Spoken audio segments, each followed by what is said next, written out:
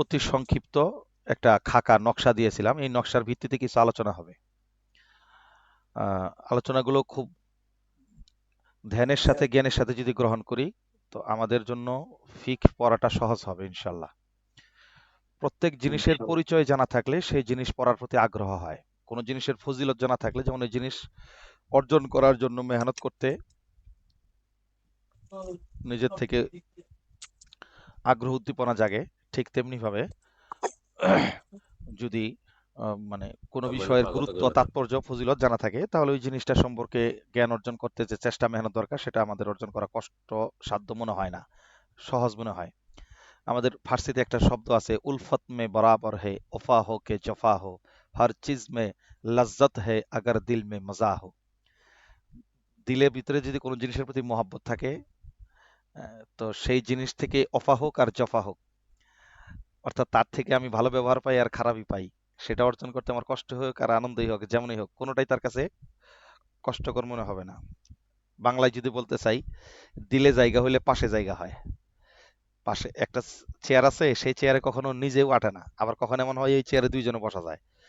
কখন বসা যায়? যখন কোনো ব্যক্তির প্রতি মহব্বত ভালোবাসা দিলে থাকে তখন ওই চেয়ারের পাশেও জায়গা হয়।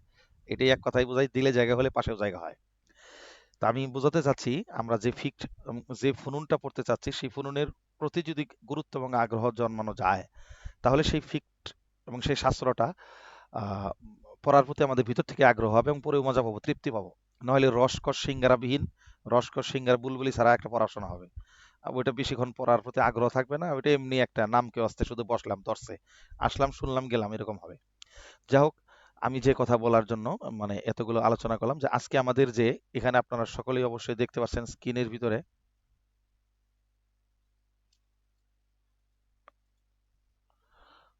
একটু বড় করার চেষ্টা করি। জি, দেখেন, আমরা যে উসুলুল ফিক কিতাবটি পড়ব বা উসুলুল ইফতা বা আদাবহু কিতাবটি পড়ব এবং কাওয়াইদুল ফিক কিতাবটি পড়ব প্রথম ফাতরাতে, এ দুটো পড়ার আগে কেন আমাদের এই আলোচনাটা অত্যন্ত গুরুত্বপূর্ণ, যে আমরা আসলে যে কিতাবটি সামনে রেখেছি সেই কিতাবটা মূলত ফিক শাস্ত্র চর্চার জন্য সর্বশেষ কিতাব। কিন্তু এর আগে আমাদের আরো বেশ কিছু বিষয় জেনে আসা উচিত ছিল। কতটুকু জেনেছি, কতটুকু চর্চা হয়েছে, সেই অভাবটুকু সম্পর্কে আমরা এখানে আলোচনা করব। কারণ কোনো জিনিসের অভাব যদি জানা থাকে তা নিজের ভিতরে একটা দন্যতা কাজ করবে এবং ওই স্পৃহার আগ্রহ থাকবে ভিতরে, যে আমার তো অনেক কমতি আছে, আরো আগাইতে হবে। অথবা যদি কারো আলোচনা আগেই এগুলো জানা থাকে তাহলে তার জন্য এটা ফাজাক্কির ফা ইন্না যিকরা তানফাউল মুমিনিনের পর্যায়ে পড়বে। আহ, যে আগেই জানা ছিল এখন। এছাড়াও গতকাল একটি কথা বলেছিলাম যে নতুন কোন শাস্ত্র সম্পর্কে যদি নতুন বৎসরে পড়তে যাই তাহলে ওই শাস্ত্রের যে কিতাবটি আমি গত বছর পড়েছি বা ইতিপূর্বে পড়েছি সেই কিতাবগুলো সম্পর্কে একটা মানে পুনরাবৃত্তি, রিপিট, আগাইন আগাইন, পুনরাবৃত্তি করে নেওয়া, নিজেদের মধ্যে আপোষে একটা আলোচনা করে নেওয়া, তাহলে নতুন শাস্ত্রটা পড়া আমাদের জন্য সহজ হয়ে যাবে। আজকে যেহেতু বিভিন্ন অঞ্চলে বিদ্যুৎ নাই, বৃষ্টি হচ্ছে, আমার মনে হয় অনেকেই হয়তো জয়েন হতে পারবেন, অনেকে পারবেন না, অনেকে একটু দেরিতেও আসবে। আহ, এই জন্য অবশ্যই ক্লাসটা গুরুত্বপূর্ণ ছিল, রেকর্ডিং দেওয়ার চেষ্টা করবো ইনশাল্লাহ। তো চলুন আমরা সেই আলোচনায় ফিরে যাই। এখানে দেখেন, আমি অধ্যায়টি লেখা আছে আল আবওয়াবুল আসাসিয়া লি উসুলিল ফিক। উসুলুল ফিক এর জন্য ভিত্তি হিসেবে কিছু অধ্যায়, মৌলিক ফাউন্ডামেন্টাল কিছু বাব, কিছু অধ্যায়। এই যে মৌলিক কিছু অধ্যায়, কার অধ্যায়? উসুলুল ফিকের। তো আমাদের একটা জিনিস বোঝা উচিত যে উসুলুল ফিক এর অনেক অনেক পরের বিষয় হলো উসুলুল ইফতা এবং আদাবহু। সেটা কিভাবে বুঝবো? দেখেন, উসুলুল ফিকের মোট 4টি মৌলিক অধ্যায়। তার মধ্যে একটা হলো আল আদিল্লাতুশ শারঈয়া, দ্বিতীয়টা হলো তুরুকুল ইস্তিমবাত, তৃতীয়টা হলো আল আহকামুশ শারঈয়া, চতুর্থ অধ্যায়টার নাম হলো আল ইজতিহাদ ওয়াত তাকলিদ ওয়াল ফাতওয়া। আমার কথা কি আপনারা শুনতে পাচ্ছেন? জি। ওস্তাদ, জি জি হুজুর, শুনতে শোনা পাচ্ছি। যাচ্ছে। আচ্ছা, কোনো ডিস্টার্ব ফিল করলে আমাকে অবশ্যই জানাবেন, আমি চেষ্টা করবো আবার পুনরাবৃত্তি করার জন্য, বা কোনো কিছু না বুঝলে অস্পষ্ট লাগলে আবার জিজ্ঞেস করবেন, কোনো সমস্যা নেই। উসুলুল ফিকের মূল বেসিক অধ্যায় 4টা। তার মধ্যে একটা হলো আল আদিল্লাতুশ শারঈয়া, শরীয়তের দলিল সমূহ নিয়ে আলোচনা, যে অধ্যায় হবে এটা হলো একটা প্রথম অধ্যায়। দ্বিতীয় হলো তুরুকুল ইস্তেমবাত, ওই দলিলের ভিত্তিতে মাসালা এইভাবে ইস্তেমবাত করতে হবে সেই সম্পর্কে আলোচনা। 3 নম্বর হলো আল আহকামুশ শারঈয়া, মানে শরী দলিল ব্যবহার করে মাসলা ইস্তেমবাদ করার পরে সেই মাসলাগুলোর হুকুম কি হবে, শরী আহকাম, সেই সম্পর্কে তৃতীয় অধ্যায়। কোন হুকুম ওয়াজিব, কোনটা ফরজ, কোনটা মাসলা মাকরুহ, কোনটা হারাম, কোনটা মুস্তাহাব মুবাহ, এই সংক্রান্ত হলো তৃতীয় অধ্যায়। আর চতুর্থ অধ্যায় যেটা আল ইজতিহাদ ওয়াত তাকলিদ ওয়াল ফতোয়া, আমরা যে আলোচনাটা করতে চাচ্ছি সেটা হলো উসুলুল ইফতা এবং আদাবহু, যেটা হলো এই উসুলুল ফিক তথা ফিক শাস্ত্রের সর্বশেষ পয়েন্ট অধ্যায়। আল ইজতিহাদ, শরীয়তের দলিল ব্যবহার করে মাসালা ইস্তেমবাদ করে সেটার কোনো হুকুম দেওয়া, সেই হুকুম অনুযায়ী আবার সেই হুকুমটার ক্ষেত্রে আবার ইজতেহাদ করতে হয়েছে কাউকে না কাউকে, সেই ইজতেহাদের শর্তসমূহ পড়বো আমরা। এবং সেই ইজতেহাদকৃত ফতোয়া অনুযায়ী আবার কেউ কেউ তাকলিদ করছে, অনুসরণ করবে, তাকলিদের জন্য কিছু শর্ত আছে, সেগুলো আমরা পড়বো। এরপরে যারা ফতোয়া দিবেন, ফতোয়া দেওয়ার জন্য কিছু শর্ত আছে, সেই অধ্যায়গুলো শেষে পড়বো। উসুল ইফতা আদাবু, ওই ফতোয়ার শর্তগুলো, ওই ফতোয়ার সংক্রান্ত আলোচনাটা করবেন উসুল ইফতা আদাবুতে। তাহলে আমরা অবশ্যই দেখতে পাচ্ছি উসুল ইফতা আদাবুর যে আলোচনাটা, এর আগে আমাদের আদিলাই শরিয়া সম্পর্কে ধারণা থাকতে হবে, তুরুক ইস্তেমবাদ সম্পর্কে ধারণা থাকতে হবে, আহকামে শরিয়া সম্পর্কে ধারণা থাকতে হবে, এবং ইস্তেহাদ তাকলিদ সম্পর্কেও একটা ন্যূনতম জ্ঞান থাকা লাগবে। এরপরে ফতোয়া দেওয়া নেওয়া কিংবা ফতোয়া লেখা, উসুল সম্পর্কে, আদব কায়দা সম্পর্কে সর্বশেষ আলোচনা। তো চলুন এবার আদিলাই এ সম্পর্কে একটা প্রাথমিক ধারণা নেই। প্রথম অধ্যায় আল আদিল্লাতুশ শরঈয়া। আদিলাতুশ শরিয়া, শরিয়তের দলিল দুই রকম। কিছু দলিল আছে যেগুলো মুত্তাফাক আলাই, সেগুলোর ব্যাপারে কোনো কালাম নাই, কারো কোনো ইখতিলাফ নাই, ইশকাল নাই, ওগুলোকে বলা হয় আদিল্লাতুল মুত্তাফাক। আল আদিল্লাতুল মুত্তাফাকাতু আলাইহা, লেখাটার ভিতরে কিছু ভুল হয়েছে, বানানগত ত্রুটি আছে, এগুলো আসতেই পারে, মোবাইলের সময় লিখতে সময় অনেক সময় উঠছে, অনেকগুলো উঠে নাই। যাই হোক, আল আদিল্লাতুল মুত্তাফাকাতু আলাইহা, ঠিক আছে, হ্যাঁ মুত্তাফাকু আলাইহা এটাই সহি আছে, সমস্যা নেই। আল আদিল্লাতুল মুত্তাফাকু আলাইহা, হাজমিন মারজুল আদিল্লার দিকে, ঠিক আছে, মুত্তাফাকু আলাইহা মানে মুত্তাফাকুল ফুকাহা। যা হোক, কি বললাম যে প্রথম যেটা মানে আল আদিলাতুশ শরঈয়া, যে শরীয়তের দলিলটা হলো প্রথম অধ্যায়, শরীয়তের দলিল সম্পর্কে চেনা। তো সেই দলিলগুলো আবার দুই রকম, একটা হলো মুত্তাফাক আলাই দলিল, আর কিছু দলিল আছে মুখতালাফ ফিহা, আদিলাতুল মুখতালাফু ফিহা, মানে মুখতালাফ ফি দলিল, অর্থাৎ যে দলিলের মধ্যে কি আছে, ইখতিলাফ আছে। তো প্রথম যে অধ্যায় যে মুত্তাফাক আলাই দলিল কোনগুলো, কোরআন, সুন্নাহ, ইজমা, কিয়াস, এগুলো মোটামুটি মুখতালাফ ফিহি নয়, বরং এগুলো সবাই মানে মুত্তাফাক আলাই। এগুলো যে শরীয়তের দলিল, এগুলোর ভিত্তিতে মাসালা ইস্তেমাত করা যাবে, এই ব্যাপারে কারো কোনো দ্বিমত নাই, ফোকায়ে কেরামের মধ্যে কোনো দ্বিমত নাই। যারা মাযহাব মানেই না, ফিক শাস্ত্রই মানতে চায় না, তাদের হিসাব তো আমাদের এখানে সাবজেক্টের বাইরে, তাদের সাথে তো আমাদের বহস হবে অন্য বিষয় নিয়ে। কিন্তু যারা ফিক শাস্ত্র মানেন, ফোকাহা, তারা এই চারটা বিষয়কে অবশ্যই মানে মুত্তাফাক আলাই দলিল বলে মনে করেন। এগুলো থেকে দলিল, এই দলিল অনুযায়ী মাসালা ইস্তেমাত করাকে তারা স্বীকৃত মনে করেন, বিল ইত্তেফাক। এবার আসেন আল আদিল্লাতুল মুখতালাফ ফিহা, যেই সমস্ত দলিলগুলো নিয়ে ইখতিলাফ আছে, কেউ সেগুলোকে দলিল হিসেবে মানে, কেউ সেগুলোকে দলিল হিসেবে মানে না। আবার কোন কোন ইমাম কোন কোন জায়গায় এগুলোকে দলিল হিসেবে মানে, কোন কোন ক্ষেত্রে আবার দলিল হিসেবে মানে না। তার মানে এগুলো কোনোটাই বিল ইত্তেফাক নয়, তবে এগুলো শরীয়তের দলিল, এগুলোর ভিত্তিতে শরীয়তের অনেক মাসালা ইস্তেমাত হয়। এগুলো এই সম্পর্ক মুখতালাফ আদিলাই মুখতালাফ ফিহা, যেগুলো আল আদিল্লাতুল মুখতালাফ ফিহা, সেগুলো কতগুলো, আমি এখানে মোটামুটি ৭-৮টার মতো লিখছি। এগুলো মূলত ১৩-১৪টা আছে, আরো আছে। এখন কি কি আছে দেখেন, আল ইস্তেহসান। ইস্তেহসান সূক্ষ্ম কিয়াস, আমরা জানি কিয়াসের খেলা এটা, কিয়াস যেটা বাহ্যিকভাবে বোঝা যায়, আর সূক্ষ্ম কিয়াসটা বাহ্যিকের বিপরীতে যায় অনেক গভীর ফিকির করে বের করতে হয়, এটা বলে সূক্ষ্ম কিয়াস, এটাকে বলে ইস্তেহসান। আর এই ইস্তেহসানের ভিত্তিতে কখনো অনেক মাসালা বের হয়ে আসে, অনেক মাসালা, যে ইস্তেহসানকে কোনো কোনো সময় কোন ইমাম দলিল হিসেবে গ্রহণ করেন, কোন ইমাম এটাকে দলিল হিসেবে গ্রহণ করেন না, এজন্য বিল ইত্তেফাক দলিল না, তবে এটা শরীয়তের মাসালা ইস্তেমবাদের একটা দলিল। আর এটা হলো আল মাসালিহুল মুরসালাহ, মাসালিহুল মুরসালা। আর এটা হলো তাআমুল, মানে তাআমুলুন নাস। আর এটা হলো কওলুস সাহাবা, সাহাবা আজমাইনের বক্তব্য। আর হলো ইসতিসহাবুল হাল, মানে প্রকৃত অবস্থা। সাদ্দু জারায়ে, সমূহ ক্ষতি থেকে ফিরানোর জন্য একটা উসুল, মূলনীতি। শারিয়া মিন ক্বাবলিয়া, আমাদের পূর্বের শরীয়ত। এখানে যেগুলো লেগেছে এগুলো ছাড়াও আছে আল আমাল ফিল ফিল মাদিনা, মদিনার আমল, মদিনার আমলও কখনো দলিল হিসেবে গ্রহণ করা হয়। এরপরে আরো আছে মুরাআতুল মাআল, শেষ পরিণাম কি হবে সেটার দিকে লক্ষ্য রাখা হয়, ওটার দিকে লক্ষ্য রেখেও কখনো মাসালা ইস্তেমবাদ করা হয়। মুরাআতুল খিলাফ, বিভেদ সৃষ্টি হবে কিনা সেই দিকে লক্ষ্য রেখে কখনো মাসালা ইস্তেমবাদ করা হয়। তো এগুলো সবই আদিলাই মুখতালাফ ফিহা, অর্থাৎ এগুলো দলিল হিসেবে কাউন্ট হয়, কিন্তু কখনো বিল ইত্তেফাক না। কোন কোন ইমামগুলোকে দলিল হিসেবে গ্রহণ করেন, কোন কোন ইমাম এগুলো দলিল হিসেবে গ্রহণ করেন না। আপনারা এগুলো সম্পর্কে অবশ্যই বিগত সময়ের উসুলুল কি বলে নুরুল আনোয়ার কিংবা উসুলুল শাসির এগুলো সম্পর্কে একটা ধারণা নিয়ে আসছেন।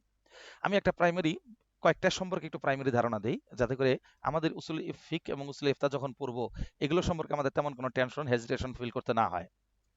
এর মধ্যে নিচের থেকে বলি, সারাইউ মিন কবলিনা, আমাদের পূর্বের শরীয়ত, আমাদের কখনো কখনো পূর্বের শরীয়ত দলিল হয়ে যায়। আপনারা নুরুল আনোয়ার পড়েছেন যে পূর্বের শরীয়ত আমাদের জন্য কখন দলিল হয়, যদি নাকি কোরআনে উল্লেখ থাকে, পূর্বের শরীয়তের হুকুমটা কোরআনে উল্লেখ আছে এবং সেটাকে মানে ডিনাই করার প্রতি কোরআনে উদ্বুদ্ধ করা নাই, বরং সেটা মানার প্রতি উদ্বুদ্ধ করছে। তখন সেটা পূর্বের শরীয়ত থাকলেও প্রকৃতপক্ষে সেটা পূর্বের শরীয়ত হিসেবে থাকে নাই, এটা আমাদের শরীয়তে পরিণত হয়ে গেছে। এই ক্ষেত্রে মাসালাটা যদিও পূর্বের শরীয়তের, কিন্তু আমাদের শরীয়তেও সেটা দলিল হিসেবে গ্রহণযোগ্য হয়ে যায়। এখানে আমি একটি উদাহরণ দিই। পূর্বের শরীয়তের মেসাল, যেমন দাড়ি রাখা, যে এক মুষ্টির হিসাবটা, এক মুষ্টির দাড়ি রাখতে হয় না, তো দাড়ি রাখার বিষয়ে তো কোনো সন্দেহ নাই, দাড়ি রাখতে হবে, কিন্তু সেটা যে এক মুষ্টি পরিমাণ হবে সেটার দলিল কোত্থেকে আনছেন? সেটার অনেকগুলো দলিল আছে, অনেকভাবেই বের করা যায়। আমরা তো শুধু হাদিস বলে দেই যে কস্তুর শারিফ অর খুল্লুহা, গোফকে খাটো করো, দাড়িকে লম্বা করো, কিন্তু সেই দাড়ির লম্বার পরিমাণটা কতটুকু হবে সেটা সাহাবাজমানের আমল থেকে আমরা দলিল দেই। কিন্তু প্রশ্ন হলো, এটা পূর্বের শরীয়তেও ছিল, পূর্বের শরীয়তে পূর্বের নবী রাসূলগণ দাঁড়িয়ে রাখছেন, সেটা অবশ্যই এক মুষ্টি বা তার চেয়ে বেশি ছিল। সেটার প্রমাণ কি? এবং সেটাও এখানে দলিল হিসেবে কাজ হয়। সেটার প্রমাণ হলো, আপনারা জানেন মুসা আলাইহিস সালাতু ওয়াসসালাম যখন তার ভাই হারুন আলাইহিস সালামকে রেখে তিনি তুর পাহাড়ে গিয়েছিলেন ওহী আনতে, ইত্যবসরে আহ, এই জায়গায় সামিরি নামক এক ব্যক্তি তিনি গোবৎস পূজা শুরু করেছিলেন। এটাই মুসা আলাইহিস সালাম এসে দেখার পরে খুব রাগ করলেন এবং তিনি তার ভাইয়ের মুখের ভিতরে শব্দটা আসছে, লা তাখুয বিলিহিয়াতি ইয়াবনা উম্মি। আমার কথা কি আপনারা শুনতে পাচ্ছেন? জি হুজুর, শোনা যাচ্ছে। জি। আমার কথা কি বোঝা যাচ্ছে আমি যে আলোচনা করতেছি? জি ওস্তাদ, জি জি বোঝা যাচ্ছে। আচ্ছা। তো মুসা আলাইহিস সালাম যে ধরছিলেন দাড়িটা, লা তাখুয বিলিহিয়াতি ইয়াবনা উম্মি, বলে হে হারুন আলাইহিস সালাম বলছিলেন কি, হে আমার মায়ের ছেলে, তুমি আমার দাড়িকে পাকড়ে ধরো না, লা তাখুয বিলিহিয়াতি। আপনারা জানেন আখজুন শব্দটি, এই শব্দটির একটা অর্থ আছে, লামসুনের একটা অর্থ আছে, মাসসুনের একটা অর্থ আছে। শুধু আলতোভাবে হাত দিয়ে টাচ করে যাওয়া, এটাকে বলে মাসসে জাকারের মাসালা পড়ছেন। আর লামস হলো চিমটিতে ধরা বা এভাবে একটু করে ধরতে পারা, এটাকে বলে লামস। আর আকস মানে আকস কহরান, এভাবে মুষ্টি করে থাবাতে ধরা, এটাকে বলে আকস। ওটা হলে আকস বলা হয় ওটাকে, চাঙ্গাল দিয়ে এভাবে থাবাতে ধরা। তো এখানে শব্দ ব্যবহার করছেন লা তাখুয বিলিহিয়াতি, তুমি আমার দাড়িকে এরকম মুষ্টি করে খাবলা দিয়ে ধরো না। তার মানে বোঝা গেল অবশ্যই হারুন আলাইহিস সালামের মুখের দাড়ি ছিল এক মুষ্টি, নইলে মুষ্টি করে ধরবো কিভাবে? নইলে তিনি বলতে পারতেন যে লা তামুসসা লিহিয়াতি অথবা লা তালমুস লিহিয়াতি, তুমি আমার দাড়িকে স্পর্শ করো না, তুমি আমার দাড়িকে ব্রাশ কাটিং যদি থাকতো, ফ্রেঞ্চ কাটিং ব্রাশ কাটিং যদি থাকতো, তাহলে তুমি আমার দাড়িকে চিমটিতে ধরো না, এই শব্দগুলো ব্যবহার করতেন। কিন্তু ব্যবহার করছেন লা তাখুজ।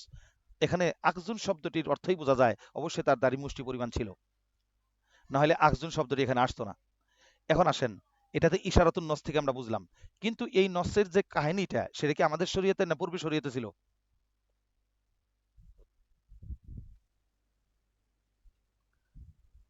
আমার কথাটা কি বুঝতে পারছেন? জি, পূর্বের শরীয়তে ছিল। জি ওস্তাদ। পূর্বের শরীয়তে, হ্যাঁ, পূর্বের শরীয়তে ছিল। তার মানে পূর্বের শরীয়তের এই হুকুমটা কোরআনে আল্লাহ তাআলা উল্লেখ করে দিয়েছেন, যতদূর পূর্বের শরীয়তটাও এখন দলিল হয়ে গেছে। তার মানে পূর্বের শরীয়তের বর্ণিত মাসালাও কখন আমাদের জন্য দলিল হয়, শর্ত এক নাম্বার, যদি সেটা আমাদের কোরআনে উল্লেখ থাকে। তবে শর্ত আবার আরেকটা, কেউ কেউ এটাকে উসুল হিসেবে দলিল হিসেবে গ্রহণ করেছেন, কেউ এসব দলিল হিসেবে গ্রহণ করেন নাই। এবার আসেন সদ্দু জারায়ে, জারায়ে জরিয়াতুনের জমা, জারায়ে জরিয়াতুনের জমা। জরিয়াতুন মানে হলো মাধ্যম, জরিয়া। সাদ্দুন মানে বন্ধ করে দেওয়া, মানে কোন জিনিসের রাস্তাকে রোধ করে দেওয়া, মানে কিসের রাস্তা কি রোধ করবে কি বন্ধ করবে এটা বুঝেন। এগুলো সম্পর্কে খুব বেশি উসুলে নুরুল আনোয়ার এবং উসুলের শাসির মধ্যে খুব বেশি পড়া হয়েছে আমার ধারণা নাই সদ্য জারায় সম্পর্কে। এই জন্য আমি যে একটা মাসালা উদাহরণ দিয়ে একটু সামনে আগে যাচ্ছি, এরপর আমরা মৌলিক জায়গায় ইনশাল্লাহ বুঝবো। সদ্য জারায় বিষয়টা হলো যে কোনো একটা সমূহ ক্ষতি, এই সমূহ ক্ষতির রাস্তাটাকে রোধ করতে যায় কোনো সময় কোনো মানে হুকুম দেওয়া হয়, সেটা হালালের হুকুমও হতে পারে, হারামের হুকুমও হতে পারে। যেমন একটা উদাহরণ দিয়ে তারপরে আবার কায়দার প্রয়োগটা করছি। আচ্ছা, কিছুদিন আগে আমাদের করোনার সৃষ্টি হয়েছিল। সেই করোনা টাইমে ডাক্তার সাহেবরা বলছিলেন যে মুসাফা করা যাবে না, হ্যান্ডশেক নিষেধ, তাই বলেছিল না? জি জি। বলছিল। আচ্ছা আচ্ছা। কিন্তু ওই টাইমে আমাদের অনেক ওলামা কেরাম হয়তো অতি বুজুর্গের কারণে বা বিভিন্ন ইয়ের কারণে তারা বলছিলেন মুসাফা করা একটা সুন্নত জিনিস, আমরা এটাকে কখনোই মানে বাদ দিতে পারবো না এই ডাক্তার সাহেবদের কথার কারণে। মানে এটা ছিল একটা মানে জোশের কথা, কিন্তু হুশের কথা না। তাদের জোশ ছিল কিন্তু হুশ ছিল না এই বক্তব্যটা দেওয়ার কারণে। কেন ছিল না? তারা কি ইমানদারের দিক থেকে স্বয়ং রসুল আকরাম সাল্লাহ সাল্লাম থেকেও অনেক বেশি? কখনোই নয়।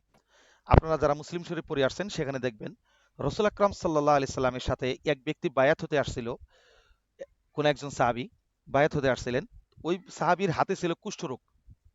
রসুল আকরাম সাল্লাহ সাল্লাম তার সাধারণত আদত ছিল তিনি হাতের সাথে হাত রেখেই বায়াত করতেন, কিন্তু ওই সাহাবীকে হাতের সাথে হাত না রেখে তিনি দূর থেকে তার বায়াত করে দিলেন এবং বললেন এভাবে বায়াত করলেই বায়াত হয়ে গেছে। কারণ বায়াত হাতের সাথে হাত রাখার শুধু নাম নয়। প্রশ্ন হয় ওখানে নবীজি কেন হাতের সাথে হাত রাখলেন না? তিনি কুষ্ঠরোগী ছিলেন। এখন প্রশ্ন দুইটা, এখানে আকীদার দুইটা মাসালা। ইমানের দিক থেকে কি নবীজি আমাদের থেকে কম ছিল? কখনোই নয়, প্রশ্ন করাটাই ভুল। তাহলে নবীজি কেন মুসাফা করলেন না, হাতের সাথে হাত রেখে কেন বায়াত করলেন না? ওইখানে যে কারণটা ছিল সেটাই ছিল সদ্দু জারায়ে। আমি আরো যে একটা মেসাল দিব, এখানে একটা বলে নেই। তার মানে হোম কোয়ারেন্টাইন যে পদ্ধতিটা জারি ছিল এবং মুসাফা করতে যে নিষেধ ছিল এটা শরীয়ত স্বীকৃত ছিল। কারণ কোথাও যদি তাউন শুরু হয়, আশিকের কোনো প্রশ্ন আছে? না। আচ্ছা, কোথাও যদি তাউন মহামারী শুরু হয়, আপনারা জানেন রসুল আকরাম সাল্লাহ সাল্লামের নির্দেশ হলো হোম কোয়ারেন্টাইন। যেখানে মহামারী শুরু হয়েছে সেই এলাকা থেকেও কেউ বাইরে যাবে না, বাইরের এলাকা থেকেও সেখানে কেউ ঢুকবে না। তো তো এটাই তো হোম কোয়ারেন্টাইন। নিজস্ব এলাকায় নিজস্ব অবস্থানের ভিতরে গণ্ডির ভিতরে সে থাকবে, বাইরে যাবে না। তো এগুলো মূলত শরীয়ত সিদ্ধই ছিল। এবার আসেন ওই মুসাফার বিষয়টা বলি। রসুল আকরাম সাল্লাহ ইসলামের স্পষ্ট আকীদায় অবশ্যই এটা ছিলই যে কি কোনো রোগ সৃষ্টি করতে পারে না, এবং কুলক্ষণে বলতে কোনো কথা নাই, অশুভ বলতে কোনো কথা নাই, এবং সংক্রামক ব্যাধি বলতে কোনো কথা নাই। লা আদওয়া ওয়ালা তিয়ারাতা ফিল ইসলাম, নবীজি নিজেই বলছেন ইসলামে কোনো কুলক্ষণে, অলক্ষণে এবং অমঙ্গলে অথবা সংক্রামক ব্যাধি বলে কোনো কথা ইসলামে নেই। তাহলে সংক্রামক ব্যাধি যদি ইসলামে নাই থাকে তাহলে নবীজি কেন এখানে মুসাফা করলেন না? তাহলে ওখানে হাদিস বলছেন একটা, মুসাফা করলেন না, আমল দেখা গেল আরেকটা। এটার মূলত কারণ ছিল এই উসুলটা যদি জানা থাকে আপনার অসংখ্য মাসালাতে ফতোয়া দেওয়া, অসংখ্য মাসালার বোঝা অনেক সহজ হয়ে যাবে। এই উসুলটা সদ্য যারা উসুলটা যদি জানা থাকে, ওখানে মূল কারণটা ছিল কি? যদি রসুল আকরাম সাল্লাহ আলি সাল্লাম মুসাফা করতেন, আল্লাহ না করুক যদি কোনো এক কারণে তার হাতে কি হয়ে যেত, কুষ্ঠরোগ এসে যেত, তাহলে লোকজন বলা বলি করতেন ওই লোকের সাথে মুসাফা করার কারণেই নবীজির হাতে কুষ্ঠরোগ হয়েছে, আর এই কথা বলার কারণে এই লোকটার ঈমান চলে যেত। তো এখানে মুসাফা না করার কারণে গুনাহ হয় নাই, আর বরঞ্চ মুসাফা করলে যদি সম্ভাবনা থাকতো কোনো ধরনের রোগ হওয়ার, সেটা তো আল্লাহ এমনিই দিতেন তাকে। আর ওই রোগটা মুসাফা না করলেও হইতো, মুসাফা করলেও হইতো। তো মুসাফা না করলেও যে রোগ হয় সেটা যদি মুসাফা করার কারণে হয়, তাহলে সবাই ওই মুসাফাকেই দায়ী করতো যে এটা মুসাফা করার কারণে কি হয়েছে, রোগটার সৃষ্টি হয়েছে। তখন কি হইতো যে রোগের সৃষ্টি করে যেটা ইমানের খেলাফ কথা, এই কথার ধারণা বা বিশ্বাস রাখার কারণে আরেকজনের ইমান চলে যাওয়ার সম্ভাবনা আছে।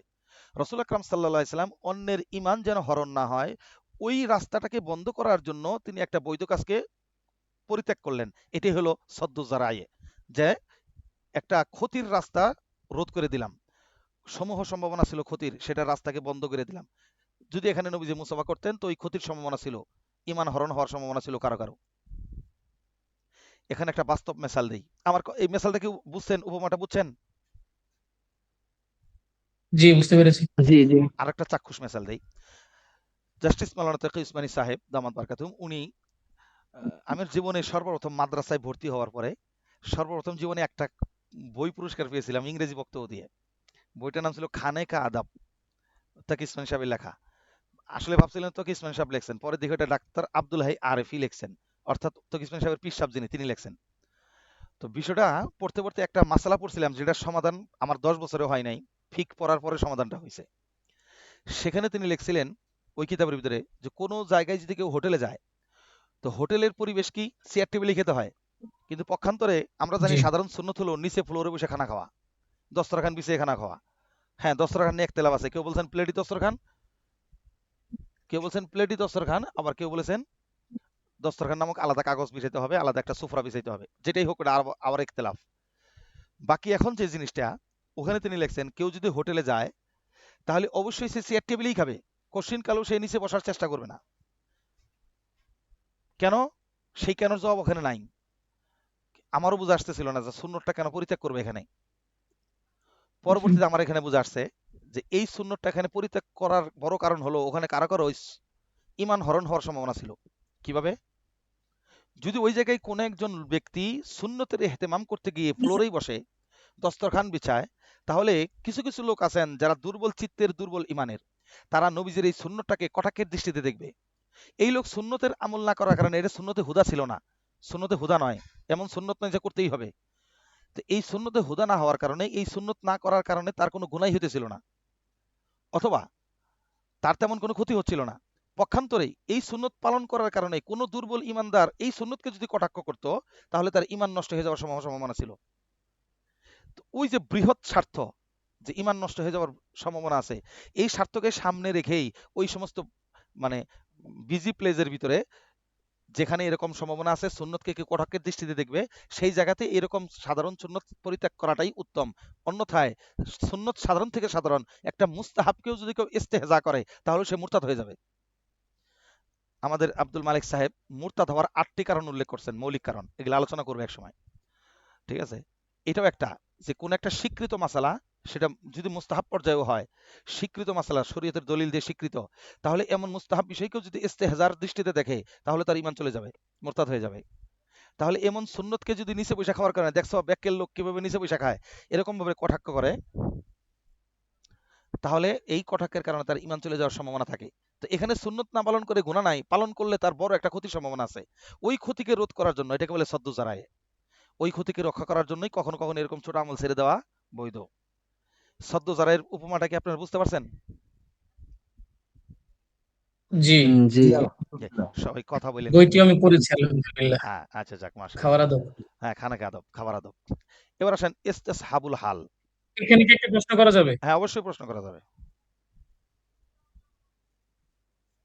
বিষয়টা হলো যে যদি এমন কোনো বিষয় হয়, হুম, ভালো একটা জিনিস হুম, যেটাকে একজন মন্দ লোক, আমি যদি এই বিষয়টাকে উপস্থাপন করি যে হ্যাঁ এই বিষয়টা শরীয়তে জায়েজ, কিন্তু এটাকে সে ভুল ব্যাখ্যা করে তার ব্যক্তিগত জীবনে ভুল জিনিসটাকে সে আহ সহি হিসেবে ধরে নিয়ে তখন ভুল কাজটা করতেছে, তখন কি আমি এটা থেকে বিরত থাকবো তাকে জানানো? এটা একটু ক্লিয়ার করলে মানে প্রশ্নটা সহজ হবে। যেমন আহ, আমার তো এই বছর ছিল সৌদি আরবে প্রথম ঈদ। তো আচ্ছা, সৌদি আরবে সবাই মানে সৌদি যারা আছে তারা সদকাতুল ফিতর আদায় করে সূর্য চাঁদ ওঠার পর থেকে মাগরিবের পরেই আচ্ছা, বিভিন্ন সুপার শপের সামনে আচ্ছা। তারা যে সকল লোক দাঁড়ানো থাকে, হুম, তারা ওই তাদের সদকাতুল ফিতরের যে সামানটুকু তারা ক্রয় করে, হুম, চাউল থাকে বা বিভিন্ন জিনিস, হুম, এটা তারা তাদেরকে দিয়ে দেয়। আচ্ছা, তো এমন একজন ব্যক্তি আছে, আমাদের এখানে একজন লোক আছে, সে মোটামুটি ভালো একটা অ্যামাউন্টের স্যালারি পায়, কিন্তু সে নিচু মন মানসিকতার, আচ্ছা, যে কারণে সে এবার ভাবছিল যে আগে থেকে সদকাতুল ফিতর সে উঠাইতো, এই বছর আমাকেও বলছিল, আমি বলছিলাম না এটা আমাদের জন্য জায়েজ নেই, হুম, আর এটা একটা মালের অবশিষ্ট অংশ, তো হুম, একটু নিন্দভাবে আমি প্রকাশ করছি। আচ্ছা, তারপর সে মোটামুটি বিরত ছিল, কিন্তু ঈদের পরের দিন বিকেল বেলা এমন একজন ব্যক্তি চাল উঠাইছে যে আসলে এটার যোগ্য, সে গরিব মানুষ। আচ্ছা। তার পরবর্তীতে ও পরের দিন বিকেল বেলা আমাদেরকে সে খিচুড়ি রান্না করে খাওয়াইছে ওই চাল দিয়ে। তারপর আমি বললাম, মানে খেতে বসার পর সবাই বলল যে এটা তো ওই চাল দিয়ে রান্না করা হয়েছে, তাহলে এখন কি হবে? তারপর আমি আম্মা জানাইশার হাদিসটা শুনাই দিলাম যে লানা সাদাকাতুন ওয়া যেখানে লানা হাদিয়াতুন, ওনার, হ্যাঁ। জি জি, আচ্ছা, আচ্ছা। তারপর উনি এটাকে হ্যাঁ, মানে খুব উৎফুল্লের সাথে গ্রহণ করলো। তার মানে উনি এটা বুঝাইলো যে না, সামনে থেকে তার মানে এটা আমি নিতে পারবো, এবং এটা আমি যাদেরকে দিব আমার সন্তান এটা বিক্রি করে এ টাকা আমি বাড়িতে পাঠাই দিব, আচ্ছা, আমার যাই হোক। সন্তানদের জন্য এটা আমি দাফা আশিক হয়ে যাবে। তোমার প্রশ্নটা বুঝেছি। মানে ওখানে বিষয়টা হলো, একজন আলেম হিসেবে, এজ এ আলেম তোমাকে মুক্তাজাই হাল বুঝতে হবে। মুক্তাজাই হাল বুঝে জি সেই জায়গায় কোন কথা বলা যাবে কোন কথা বলা যাবে না, এটা আসলে কোনো পৃষ্ঠায় লেখা থাকে না, কোনো কায়দা উসুল দিয়ে বোঝা যাবে না। এটা অবস্থা বুঝে তোমাকে ব্যবস্থা নিতে হবে। কোনো ব্যক্তিকে লক্ষ্য করে যে বোঝা যায় ওনাকে এই কথা বললে উপকার হবে, তাহলে ওনাকে এই ধরনের উপকার কথা বলা দরকার। কোথাও যদি তুমি বুঝতে পারো যে না এই লোকটাকে বলে এটা হতে বিপরীত হবে, বুমে রাং হবে, জি তাহলে ওখানে না বলাই ভালো।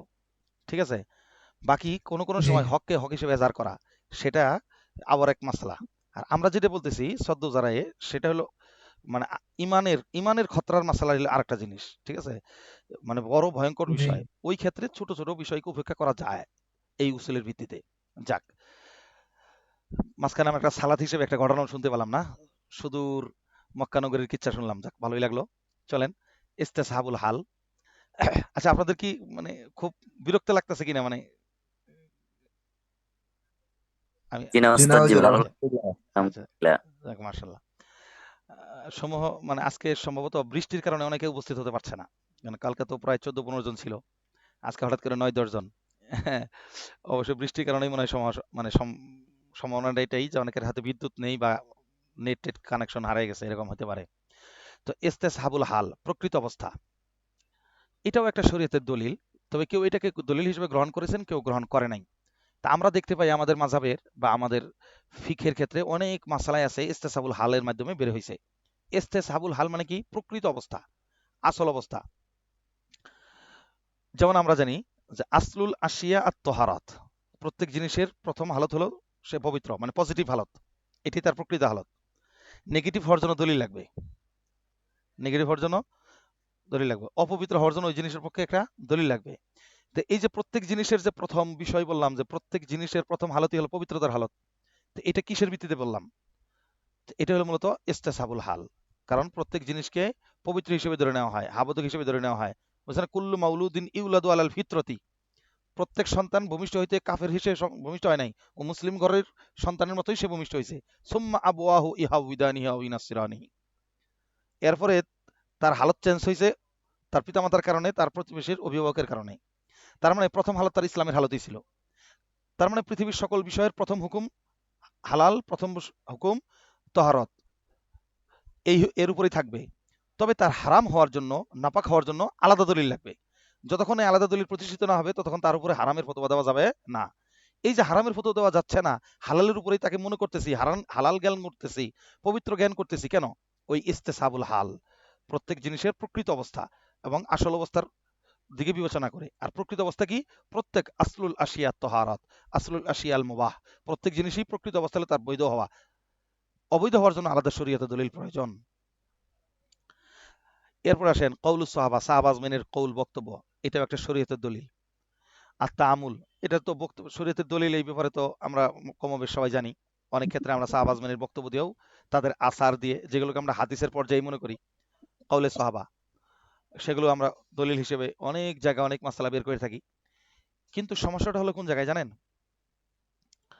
সমস্যাটা হলো আপনারা যারা মোটামুটি ধরো হাদিস পড়ছেন মোটামুটি ভালো মাদ্রাসায়, তারা কমপক্ষে জানার কথা মানে ওরিয়েন্টালিস্ট, পাশ্চাত্যবিদ আমাদের মুসলিমদের বড় একটা শত্রু দল। ওরিয়েন্টালিস্ট, এদেরকে বলে পাশ্চাত্যবিদ। জি এদের 3টা দল আছে। এদের কেউ কেউ আছে মুতাআসসিরিন বিল ইসলাম, অর্থাৎ ইসলাম দ্বারা তারা প্রভাবিত হয় ইসলাম গবেষণা করতে এসে। আবার এদের একটা দল আছে ইসলাম গবেষণা করতে এসে তারা ইসলামের ছিদ্রান্বেষণ করে, খুঁতগুলো শুধু বের করে, কিন্তু সেগুলো তারা কোথাও প্রচার করে না। এটাই মানে মুস্তাশরিকিনদের দ্বিতীয় দল। তৃতীয় দল হলো যারা ইসলামকে ছিদ্রান্বেষণ করার উদ্দেশ্যেই আসে, ছিদ্রান্বেষণ করে, ভুল বের করে, তাদের দৃষ্টিতে ভুল, এবং সেগুলোকে সারা পাবলিকলি সে প্লেস করে, পাবলিকলি সেগুলো তারা প্রচার করে, প্রকাশ করে। এদের একটা দল যাদের বক্তব্য হলো সাহাবাজমিনদের মধ্যে সবচেয়ে বেশি হাদিস প্রকাশ করেছেন আবু হুরায়রা রাদিয়াল্লাহু আনহু, এবং তার নিজস্ব বেশ কিছু জায়গায় তার নিজস্ব কৌল আছে। মহিলাদের মধ্যে সবচেয়ে বেশি হাদিস প্রকাশ করেছেন আম্মা জান আয়েশা রাদিয়াল্লাহু তাআলা আনহা। তো ওনাদের বক্তব্য হলো যে কোনো না কোনোভাবে যদি আবু হুরায়রা রাদিয়াল্লাহু আনহুকে কোনো না কোনোভাবে যদি একটু কালারিং করে দেওয়া যায়, কিংবা আম্মা জান আয়েশা রাদিয়াল্লাহু আনহাকে যদি একটু কালারিং করে দেওয়া যায়, তাহলে এই দুজনের থেকে যে পরিমাণ হাদিস প্রকাশ হয়েছে এই হাদিসগুলোকে নট আউট করে দেওয়া যাবে। আর হাদিস, এত পরিমাণ হাদিস নট আউট করলে এদের ফিক শেষ হয়ে যাবে, এদের মাসলা এগুলো কিছু থাকবে না, তাহলে ইসলামটা ধীরে ধীরে খেয়ে ফেলা যাবে। এই বিশাল একটা চিন্তা মাথায় নিয়ে তারা মাঠে নামছে। জাস্টিস মাওলানা তকি ইসমানী সাহেব একবার তাকে হার্ভার্ড বিশ্ববিদ্যালয় থেকে ওনাকে ইনভাইট করা হয়েছিল একজন মুসলিম স্কলার হিসেবে, আন্তর্জাতিক স্কলার হিসেবে তাকে ইনভাইট করা হয়েছিল। ওনাকে প্রায় বোধহয় ওখানে মানে হাজার হাজার লোক ছিল, স্টুডেন্ট ছিল, তাদের সামনে থেকে প্রশ্ন করা হয়। আধা ঘন্টার সময় তাকে প্রশ্ন করা হয়। জাস্টিস মাওলানা তকি ইসমানী সাহেব বলেন যে এই আধা ঘন্টার সময়ের প্রশ্নগুলো শুনে আমার হৃদয় দুমড়ে মুচড়ে যাচ্ছিল। কেন? বলে তারা ইসলাম সম্পর্কে কতটা গবেষণা করছে, যতটা গবেষণা আমরা সাধারণ আলেমরাও করি না। সাধারণ মানুষ, মুসলমান তো দূরের কথা। তাদের এক একটা প্রশ্ন এরকম জটিল ছিল, তাদের প্রশ্নগুলো ছিল এরকম ভয়ঙ্কর যে রজম তো শরীয়তের একটা অমানবিক হুকুম, জিনা করলে যে রজম মারতে হয়, ব্যভিচারের কারণে যে হদ লাগাইতে হয়, মহিলাদের যে অর্ধেক অধিকার দেওয়া হয়েছে, নারীর অধিকার নিয়ে তারা প্রশ্ন করে, গোলামবাদের হুকুম নিয়ে প্রশ্ন করে, কেসাসের হুকুম নিয়ে প্রশ্ন করলো। এগুলো রিসার্চ করে করে এবং মানবিক দিকগুলোকে তারা সামনে ফুটিয়ে তুলে ইসলামকে অমানবিক প্রমাণ করার চেষ্টা করলো। এবং তিনি বলছেন তাদের গবেষণালব্ধ কিতাব রিসার্চ আমি যতটুকু খোঁজ পাইছেন, তিনি তকি ইসমাইল সাহেব বলছেন এটা, তাতে করে শুধু নারী সংগঠিত বিষয় নিয়ে তারা 10,000 উপর বই লিখছেন। সেখানে আমাদের আলেমদের অবস্থান কোন জায়গায়? এগুলো কেন করছেন? এদের অধিকাংশ হলো মুস্তাশরিকিন, তারা ওরিয়েন্টালিস্ট। তারা এই রিসার্চ করে পাবলিকের সামনে ইসলামের খুঁতগুলো ধরে প্রকাশ করার চেষ্টা করেন। তো এখানে কৌলে সাহাবীর বলতে যাই আমি এগুলো কথা কেন বলতেছি, তাদের প্রত্যেকেই মূলত অ্যাটাক করছেন সাহাবীদেরকে। কারণ কোনো না কোনোভাবে এদের মাধ্যমেই ইসলামটা নবীজি থেকে আমাদের পর্যন্ত পৌঁছে। এদেরকে যে কোনোভাবে কালারিং করা যায় তাহলে ইসলামটা শেষ করে দেওয়া যাবে। এই জন্য ফোকায়ে কেরামের অন্যান্য দলিলের মধ্যে কৌলে সাহাবীটাকে একটা অন্যতম দলিল হিসেবে সামনে রাখছেন। মানে ওনাদের নিজস্ব বক্তব্যটাও শরীয়তের একটা অন্যতম দলিল। ডক্টর মুস্তাফা সিবাই উনি একটা কিতাব লিখছেন আস সুন্নাত ও মাকানাতু হাফিল ইসলাম। ওই কিতাবের ভিতরে তিনি এই সমস্ত ওরিয়েন্টালিস্টদের এই সমস্ত বিষয়গুলো উল্লেখ করছেন। আপনার শেখ আব্দুল ফাত্তাহ বগুদা রহমতুল্লাহ রদ্দুল ইস্তেশরাক কিতাবটি শুনে থাকবেন। আবুল হাসান আলী নদভী রহমতুল্লাহ আল মাবহাসুল ইসলামী যে পত্রিকা ছিল, ওইটার একটা নুসখাই ছিল, মানে একটা মাসের সম্পূর্ণ লেখাটাই ছিল শুধু ইস্তেশরাক সম্পর্কে, ইস্তেশরাক সম্পর্কে। তো এই জন্য এই কওলে সাহাবিটার ব্যাপারে ডক্টর মুস্তাফা সাহেব ব্যাপক আকারে সুন্দর করে উত্থাপন করছেন। আবু হুরায়রার ব্যাপারে কি আপত্তি তারা উত্থাপন করছেন, আম্মা জানের ব্যাপারে কি লা ইলাহা ইল্লাল্লাহ মুহাম্মাদুর রাসূল। বিশাল একটা বিজলি আহ, বজ্রপাত হলো এখানে।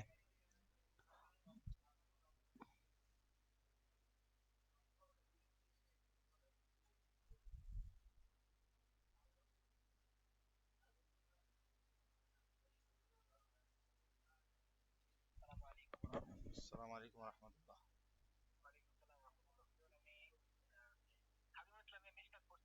আচ্ছা, মুসাব কি অবস্থা? হ্যাঁ, চিনতে পারছি। এই তো আছি আলহামদুলিল্লাহ, আল্লাহ রাখছে ভালোই।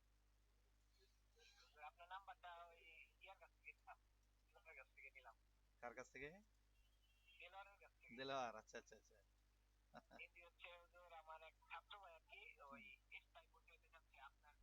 অনলাইন ইস্তাতে।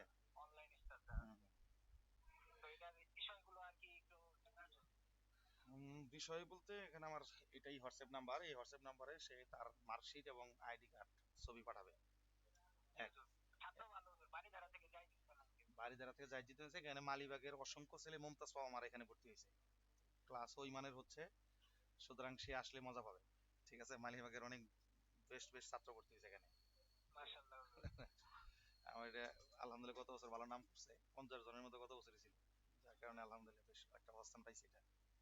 যাই হোক, এখন যেটা বিষয় হলো এখানে তার মার্কশিট এবং আইডি কার্ড পাঠাইতে হবে। দ্বিতীয় নাম্বার বিষয়টা ভর্তি বাবদ 1000 টাকা এবং মাসিক বেতন 600 টাকা। ঠিক আছে, এটা পাঠাই দিলে তার ভর্তি কনফার্ম করা হবে। এবং অলরেডি ক্লাস গতকাল শুরু হয়েছে, এখন আমি ক্লাসে আছি। এখন ক্লাসের মাঝখানে 10 মিনিট বিরতি, এই মাঝখানে তোমার ফোনটা আসছে। সনদটা হবে আল খাদিম ইসলামিক রিসার্চ সেন্টার, যেটা আমি প্রতিষ্ঠান যার নামে শুরু করছি আমি।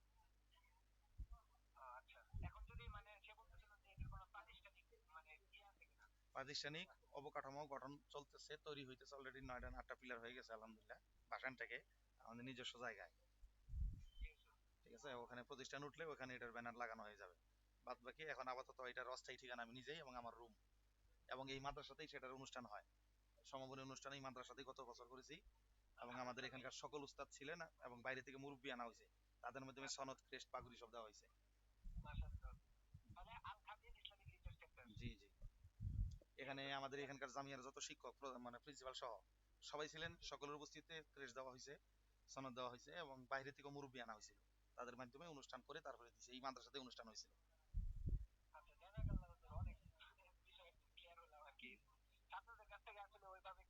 হ্যাঁ, এখানে যে বা যারাই হইতে চায় অতি দ্রুত হইতে বলো, কারণ এখন যে ক্লাসগুলো চলছে প্রারম্ভিক ক্লাস, এগুলো খুব গুরুত্বপূর্ণ। জি, ঠিক আছে। আসসালামু আলাইকুম।